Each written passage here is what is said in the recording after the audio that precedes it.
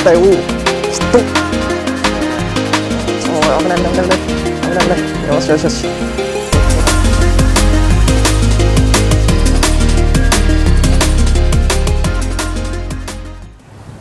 はい、こんにちは。ブルーブルースタッフテスターの高橋祐介です。はい、今日は堤防ですね。堤防に来ています。今日はここで、ライトチャージギングをちょっとやってみようかなと思います。はい、何がちょっと釣れるか、あとどんな状況かちょっとまだわからないんですけれども、しっかり状況を見てルアーを合わせて魚をしっかり取っていければなと思いますので、よろしくお願いします。はい、じゃあ頑張ります。よろしくお願いします。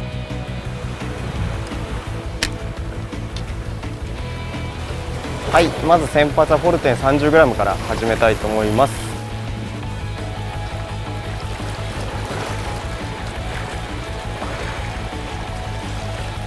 水深はどうかな、10メーターぐらいですね。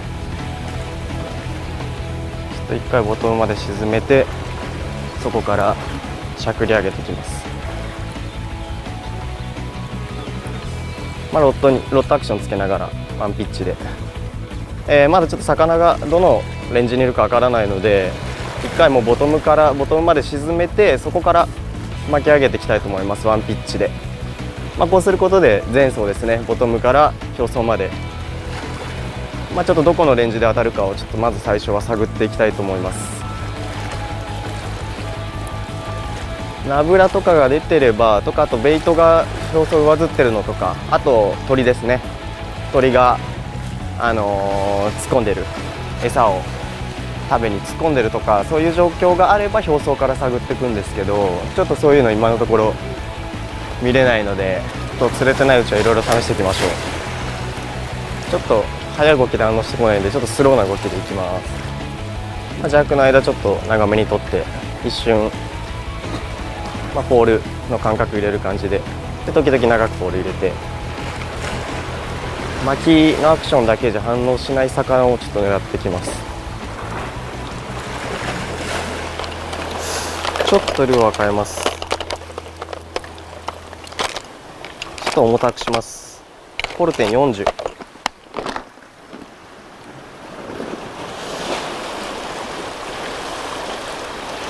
ょっと表層中層で反応ないので、ボトムから中層を重点的にちょっと狙いたいと思います。30でもいいんですけど、ちょっと手返しまだ魚見えてないんで、手返しよく 40g でボトム中心に攻めます。ボトムから中層まで持ち上げて、またフォールさせて、またボトムから中層と、一回ボトムまで落として、そこからしゃくり上げて、そしたらまたフォール。このフォール中も結構食ってくるので、集中してた方がいいですね。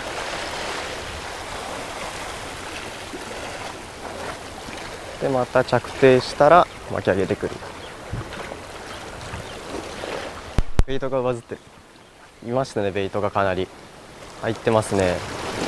イワシですね。表層ちょんちょんしてるんで、ベイトボールだ。目の前そんな大きくはないけどベイトボールができてる。あの下にいないかな。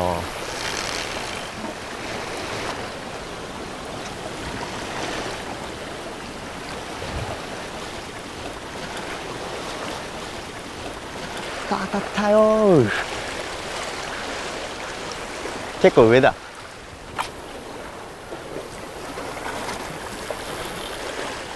ちょっと今当たりがあったんですけど、回収しようとしてて、ただ巻きしてた時ですね、レンジ結構上でしたね。中層と表層の間ぐらいで食ってきたんで、魚は割と上のレンジにいるかもしれないですね。なんで中層まで沈めて、そこから普通にしゃくり上げていきたいと思います。送ったよ。よっしゃ。なんだろうね、やっぱそうだったね。当たりレンジがそこだったから。これはフォルテン 40g のブルーブルですね。アーモンドですね。走りますね。よしよし、ステトラがすごいからちっちゃくても大変。抜き上げちゃいますね。よいしょ。イエーイ。はい、次行きましょう。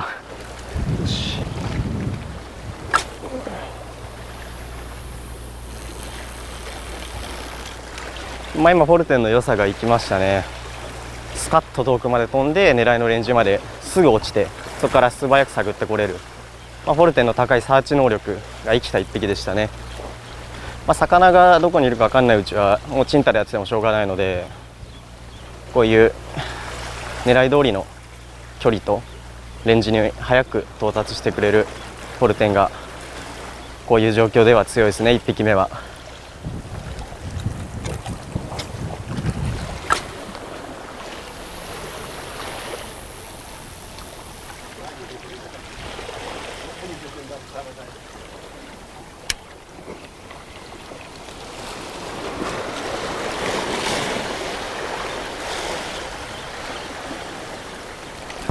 当たった。いるよいるよいるよ。惜しくった。ペンペンじゃないか。跳ねたぞ、跳ねてるぞ。ペンペンだな。ちょっと遠い100m以上先だ。ペンペンだ、ペンペン。遠い。ちょっとやばいな、この位置は。取れた。シイラだ。遠すぎ。遠すぎ。結構レンジ入れた方がいいのかもしれないですね。さっきから遠目で食ってるんで、ルアーが浮き上がる前に食ってるんで、意外とレンジ入れた方がいいのかもしれないです。先端はいい潮走ってますね。ちょっと手前にいそうだな。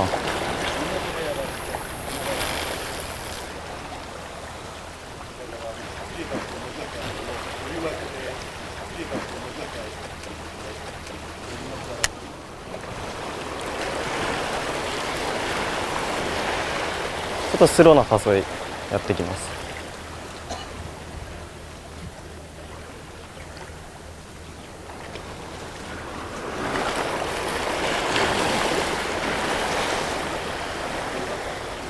食ったよ。手前のスローな誘いで食った。ちょっと手前テトラなんで強引に来ますね。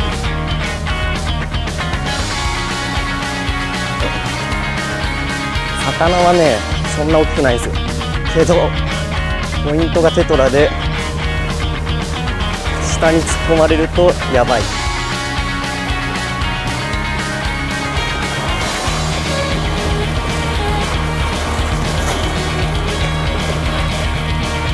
いしょ。はい、食いましたね。ポルテン 40g ですね。若しですね。まあ、結構手前テトラが入ってて、まあ、ゴリ巻きしなきゃいけないポイントなんですけど、まあ、グロビナのパワーで無理やり寄せてきました。ちょっとヒットも手前だったんで元気なうちに手前に寄ってきたんで、まあさすが青物楽しいファイトを満喫させてくれますね。ポルテン40、まあ、1パターンはゆっくりめなワンピッチジャークですね。やっぱり流れの筋に魚はいて、今もうこの堤防センター流れが走ってるんで、ちょい投げでやったら狙い通り釣れました。よし、まあ、散々バラした後だったんでやった。結構スローなしゃくりでしたね。さっきこのぐらいです。ポーンポーンポーンぐらいで食いましたね。なんでもしかしたらポルテンよりシーライドの方が食わせの間長く取れるんでいいかもしれないですね。でそのジャークした時の横っ飛びもポルテンより思いっきり横にスライドするんで、そのジャーク時のアピールも強いし、リアクションも狙えるんで、一回ちょっとシーライドに変えてみましょう。今もう魚のいる位置、レンジと、まあ、食わせのアクションがだいたいポルテンで分かったので、このポルテンをサーチ的に使って次シーライドは食わせの間を長く取ることで、まあ、食わせのジグとして使っていきたいと思います。じゃあシーライドの30でいきます。これでちょっとスライドアクションとフォールアクション、ゆったりひらひらフォールで誘っていきたいと思います。結構ゆったりアクションで反応がいいのかもしれないので、これで、まあ、ボトムまでいかないけどボトムから上ぐらいから中層ぐらいをこれで探っていきます。この堤防先端に流れる太い流れにちょっと青物回遊してますね。シーライドをボトムまで落として、ここからポールを交えてちょっとゆったりめな、ゆっくりな、青物にしたゆっくりなアクションで誘っていきます。40でもいいかもな。ちょっと40にしましょうか。ポール速度は抑えつつ、もうちょっとただ手返しは良くしたいんで、シーライドの40でいきましょう。40でこのスライドアクションで、シーライドのスライドアクションで狙っていきます。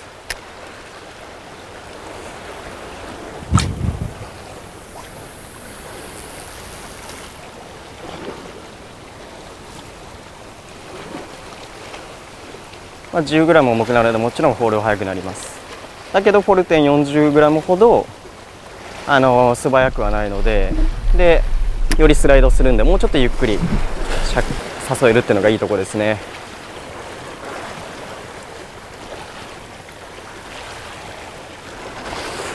だいたい魚のいるレンジは中層ぐらいなんで、その中層付近をしっかりとアピールさせていきます。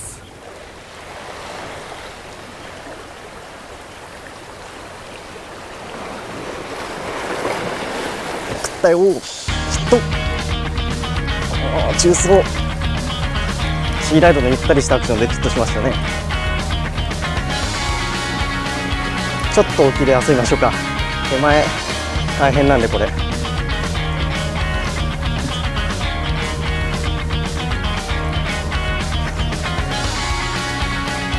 し、勝負かけましょう。はいはい、危ない危ない。よしよしよしよしよいしょ。よっしゃ、狙い的中ですね。ちょっとゆったりしたアクションがさっきポルテ 40g で当たったんで、よりゆったりできる。最初 30g 入れてたんですけど、ちょっと若干テンポが悪くなんで 40g ですね。シーライド 40g のワンピッチ、ちょっとスローめなジャーク、ワンピッチ時々リルーの方が多く巻きますけど、ゆったりしたジャーク&ポールのポール中ですね。スライドした後ポールに入った瞬間に食いました。はい、狙い通りですね。魚のレンジが好きなアクションが分かってきたんで、食うアクションが分かってきたんで、ポルテンをサーチ的に使って次シーライドを食わせ的に使う。はい、こんな感じです。楽しい。よっしゃ。はい、じゃあ引き続きシーライドですねの 40g、 ちょっと多分これが今日当たりルアーだと思うんでやっていきたいと思います。ポルテンでももちろん大丈夫なんですよ。ポルテンでももちろんヒットさせることはできるんですけど、よりそのヒットできる間を長く作れるのがシーライド。中層まで沈めて、このぐらいのゆっくりした誘いでしたね。この邪悪したもうフォール止めるか、そのフォールそのすぐに食いますね。手前の方が魚がちょっと溜まりやすいのか、ヒット率高いですね、さっきから。よし、食った。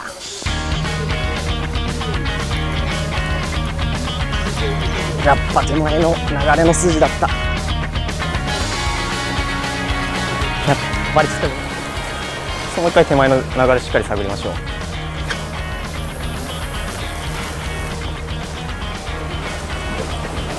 堤防先端に流れるしっかりとした流れ、魚の回遊ルートを、ボトムぐらいまで沈めて、ゆったりめなジャーク&フォールですね。で探っていく。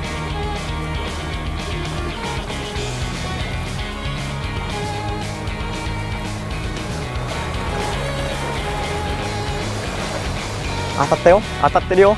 食ったね。もう連発連発。上がれ上がれ上がれ。よしよしよしよし。おお、さすがもうちっちゃくても元気。よいしょ。よっしゃー、追加。はい、連発ですね。同じく一回もボトム付近まで沈めて、やっぱ中層ですね。中層をふわっふわっと、シーライドスライドさせて、やっぱフォールした瞬間今前あたりがあったんでもう来るの分かって、楽しいですね。シーライド釣れますね。フォルテンとシーライドのローテーションが完璧に効いてます。よっしゃ、シーライド、よしよしよし。狙い方は一緒です。ボトム付近まで沈めて、そこからスローなテンポのジャーク&フォール。ヒットです。食いました。シーライド連発ですね。40g です。40g。よしよしよし、こっちから上げちゃおう。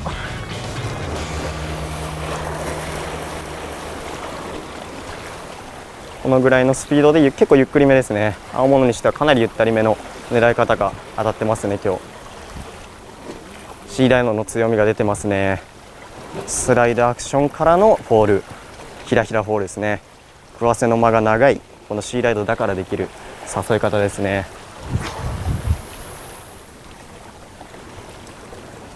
こうやってシーライドとフォルテン使い分けていくと超過がやっぱり上がりますね。どっちにも特徴があって、もちろん、両方同じようなことはできるんですけど、よりその特徴を生かしてあげた方がやっぱ超過に差が出ますね。ただこれで当たりなくなったら、パターンが変わってる可能性もあるんで、それに固執せずまたいろんなパターン探ってくってると、また新たなパターンが見えて、試合長く使うことができますよね。もうそのパターンが当たったからっていってずっと一日、もちろん一日の中でもパターンはいろいろもちろん変わるので、どんどん当たらなくなったらいろいろ次も変えていくっていうのがいいですね。食わなくなった。ちょっと変わったかもしれないですね、パターンが。それかただ単に魚が回遊してないだけの可能性もあるんですけど、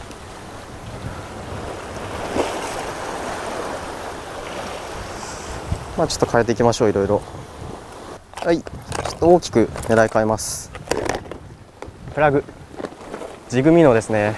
バシュート 37g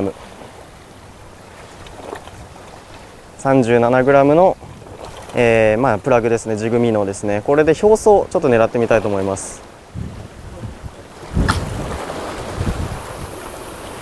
おー、飛ぶ。これで水面をスイッチしながら水面割るか割らないかぐらいでアピールしていきます。やっぱりジグよりアピール高いんで、遠くから魚寄せてくる力ありますよね。あとジグには出せない浮遊感、やっぱり表層で、しっかりアクション、綺麗にアクションする、水平姿勢でアクションするっていう特徴があるんで、プラグにはやっぱジグだと食わない魚ももしかしたらこのバシュート、ジグミノなら反応してくれるかもしれないんで、ちょっといろいろ試してみましょう。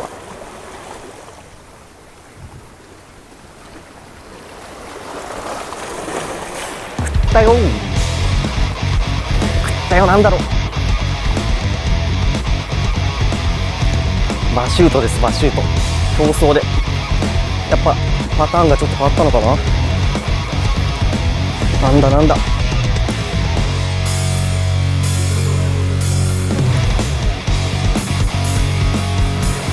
わ、パターンが変わったな。競争でも食うようになってきた。よいしょ、バシュート。はい、もう中層からボトムですね。反応なくなったんで次表層ですね。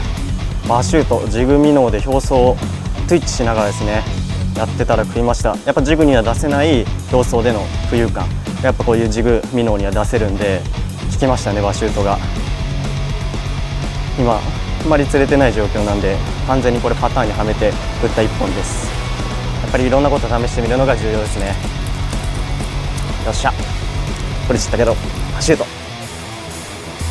カラーはミラージュピンク、オンラインショップ限定カラーです。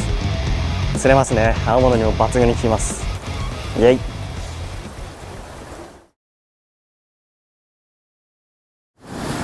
はい、今日私が使用したタックルをご紹介したいと思います。まずロッドですね。ブルーブルーから発売されていますグロビナソールオンサーフ SS102M というモデルになります。はい、これはですね、ジグを操作することに特化した竿になります。